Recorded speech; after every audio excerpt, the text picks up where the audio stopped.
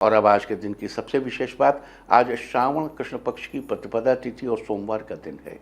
प्रतिपदा तिथि आज शाम 6:56 तक रहेगी। आज रात 10:15 तक वरियान योग रहेगा। वरियान योग सदा मंगलदायक कार्यों में सफलता प्रदान करता है।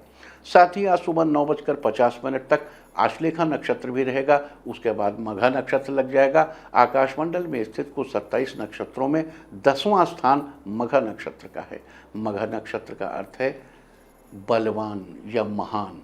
मघा नक्षत्र के स्वामी केतु हैं और मघा नक्षत्र की राशि सिंह है। इसके अलावा मघा नक्षत्र का संबंध बरगद के पेड़ से बताया गया है। लिहाजा जिन लोगों का जन्म मघा नक्षत्र में हुआ हो उन लोगों को मघा नक्षत्र के दौरान आज बरगद के पेड़ की पूजा करनी चाहिए और उसे नमस्कार करना चाहिए। ये थी चर्चा वरियान योग और मघा नक्षत्र की। और अब बात करते हैं आज श्रावण के तीसरे सोमवार की।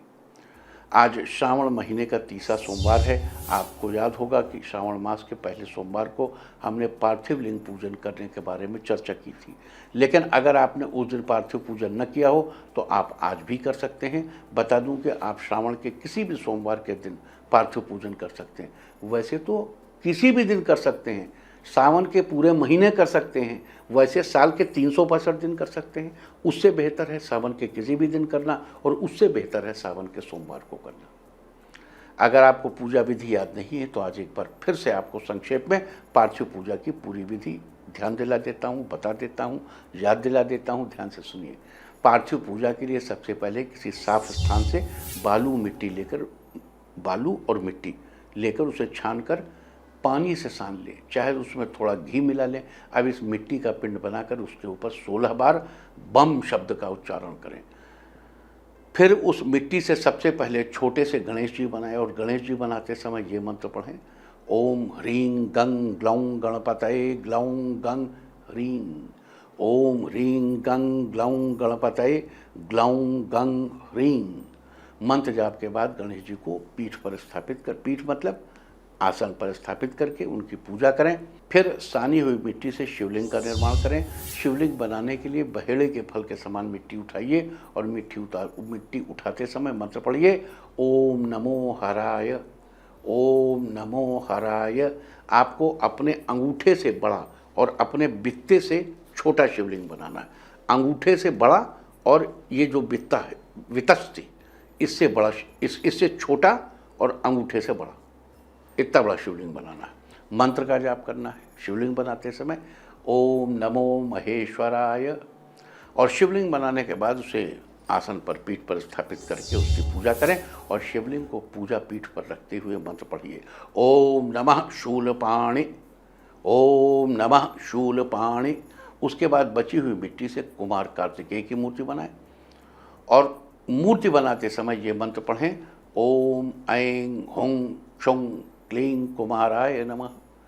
ओम ऐं हुं क्षुं क्लीं कुमाराय नमः।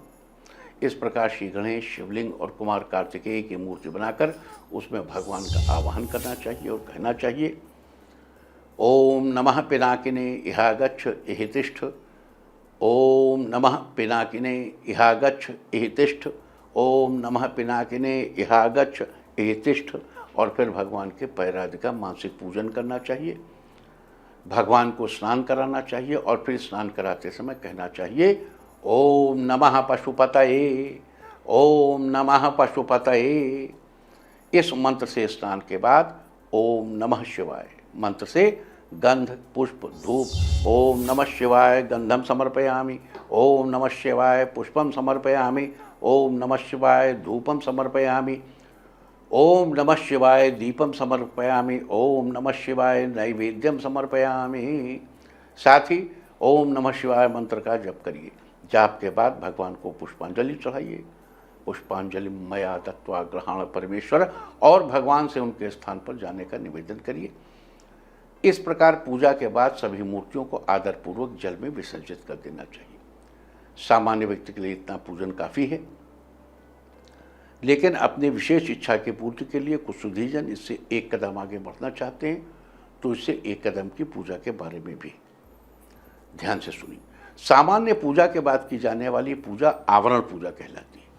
आवरण पूजा में विग्रह की पूर्व दिशा में पूजा करके मंत्र पढ़ना चाहिए। पूर्वे ओम शर्वाय क्षितिमूर्तये नमः। फिर नॉर्थ ईस्ट में, ईशान उत्तर पूर्व के कोने में ईशान दिशा में पूजा करके कहना चाहिए ऐशानये ओम भवाय जलमूर्तये नमः। ऐशानये ओम भवाय जलमूर्तये नमः। अब उत्तर दिशा में आइए, उत्तर दिशा में पूजा करनी है। ओम रुद्राय तेजो मूर्तये नमः। ओम रुद्राय तेजो मूर्तये नमः। इस प्रकार नॉर्थ वेस्ट में आइए, उत्तर पश्चिम में। वायव्ये ओम उग्राय वायुमूर्तये नमः। वायव्ये ओम उग्राय वायुमूर्तये नमः। अब पश्चिम में आइए, पश्चिम दिशा में पश्चिमे ओम भीमाकाश मूर्तये नमः। पश्चिमे ओम भीमाकाश मूर्तये नमः। फिर साउथ वेस्ट में जाइए, दक्षिण पश्चिम में नैऋत्ये ओम पशुपतये यजमान मूर्तये नमः। नैऋत्ये ओम पशुपतये यजमान मूर्तये नमः। फिर दक्षिण दिशा की पूजा करके कहिए दक्षिणे ओम महादेवाय चंद्रमूर्तये नमः। दक्षिणे ओम महादेवाय चंद्रमूर्तये नमः। और आखिर में दक्षिण पूर्व दिशा में पूजा करिए, साउथ ईस्ट में, और कहिए आग्नेयी ओम ईशानाय सूर्यमूर्तये नमः। आग्नेयी ओम ईशानाय सूर्यमूर्तये नमः। इस प्रकार उस विग्रह की, भगवान शंकर की जो मूर्तियाँ आपने बनाई हैं, भगवान शंकर की, गणेश जी और कुमार कार्तिकेय की, आठों दिशाओं में देवाधिदेव महादेव की पूजा करके फिर इंद्र आदि 10 दिक्पालों और उनके वज्र आदि आयुधों की भी पूजा करनी चाहिए। इंद्र का आयुध वज्र है। और फिर 3 बार प्रदक्षिणा करनी चाहिए और साथ ही ओम नमः शिवाय मंत्र का यथाशक्ति जप करना चाहिए। अब देखिए, पहले हमने आपसे बताया कि आप ये पूजा कर लीजिए और मंत्र जाप कर लिए, फिर विसर्जन करते, लेकिन अगर आपको आगे चलना है तो विसर्जन काहे करेंगे। जब ये भी आवरण पूजा कर चुके तब ओम नमः शिवाय मंत्र का जप करिए और फिर ओम नमो महादेवाय मंत्र से विसर्जन करिए। इस प्रकार गणेश और कार्तिकेय के मंत्रों का भी जाप करके, सभी उपचारों से पूजा करके तब उनका विसर्जन करिए। तो ये तो हुई पार्थिव पूजा की चर्चा। पूजा के बाद 10 द्रव्यों से दशांश होम भी करना चाहिए। वो 10 द्रव्य कौन से हैं ये भी बता देता हूँ। बेल का फल, तिल, खीर, घी, दूध, दही, दूर्वा दूब घास, वट की समिधा बरगद की लकड़ी, पलाश की समिधा पलाश की लकड़ी, खैर यानी कत्थे के पेड़ की समिधा यानी लकड़ी, ये 10 द्रव्य हैं। आप इनमें से किसी भी एक द्रव्य से होम कर सकते हैं और 10 द्रव्य मिल जाए तो कहने क्या है। तो ये थी सारी चर्चा पार्थिव पूजा के बारे में। और अब चर्चा आज किए जाने वाली खास उपायों की। तो आज बहुत से उपायों की चर्चा न करके सिर्फ एक उपाय की चर्चा करते हैं, और उस मंत्र की जो भृगु जी के पुत्र, भृगु जी महाराज ने अपने पुत्र शुक्राचार्य को दिया था। ऐसा कहा जाता है कि भृगु जी ने जब लक्ष्मी जी को नाराज़ कर दिया, उन्होंने श्री विष्णु के पैर में लात मार दी, लक्ष्मी जी नाराज हो गई, स्वाभाविक था। तो शुक्राचार्य को बड़ा भटकना पड़ा उनके पुत्र को। वो अफ्रीका गए, वहाँ से इधर उधर बहुत जगह शिवलिंग, उषणा काव्यस्य लिंगम, उषणा लिंगम खूब खो गया, काव्य काव काव। तो अब ये सब जो तमाम शिवलिंग हैं, इन लिंगों में इतना अच्छा, दैत्यानाम परमम गुरु, ये दैत्यों के बड़े भारी गुरु थे शुक्राचार्य। क्या हेमकुंद मृणालाभा, हेमकुंद मृणालाभम, हेमकुंद के समान मृणालाभ आभा वाली, सर्वशास्त्र प्रवक्तारम, सभी शास्त्रों को बताने वाले। तो शुक्राचार्य की ऐसी आभा थी, सभी शास्त्रों के ज्ञाता थे। किस मंत्र के प्रभाव से, उनके पिता भृगु जी ने उन्हें कौन सा ऐसा मंत्र दिया था जिससे उन्होंने जने कहाँ पूरी आधी से ज़्यादा दुनिया घूम गए और जो शिवलिंग स्थापित कर दिया, आज भी उसके बड़े बड़े लोग जाके उसके पीछे सरेंडर हो रहे हैं। तो क्या वजह है?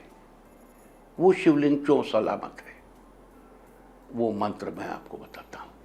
ओम ऐं ह्रीं क्लीं आं शं शंकराय मम सकल जन्मांतरार्जित पाप विध्वंसनाय श्रीमते आयु प्रदाय धनदाय पुत्र दारादि सौख्य प्रदाय महेश्वराय ते नमः। कष्टम घोर भयं वारे वारे पूर्णायु वितर वितर मध्ये माखंडितम कुरु कुरु सर्वान कामान पूरे पूरे शंग आंग क्लीं ह्रीं ऐं ओम। ये वो फोर्सफुल मंत्र है जो आप भी करिए, आप भी इसकी शक्ति प्राप्त करिए। नहीं तो आप इसी को टेप कर लिए बजाइए अपने घर में रोज। बस इसमें एक खास बात यह है कि सम संख्याम सावित्रीम जपेत, ये जो नियम है कि जितना ये मंत्र जपो उतना ही रुद्र गायत्री भी। ओम तत्पुरुषाय च विद्महे महादेवाय च धीमहि तन्नो रुद्र प्रचोदयात, ये जरूर पढ़ना चाहिए। जब ये पढ़ेंगे तभी ये मंत्र बिल्कुल बढ़िया से काम करेगा। इस मंत्र को कीजिए और इसको सदैव कीजिए। इस मंत्र को पढ़ने से बड़ा बल क्रिएट होता है। मृत संजीवनी विद्या केवल शुक्राचार्य के पास थी जी। तो ये थी सारी चर्चा श्रावण के तीसरे सोमवार के बारे में। उम्मीद है कि आप इसका लाभ जरूर उठाएंगे।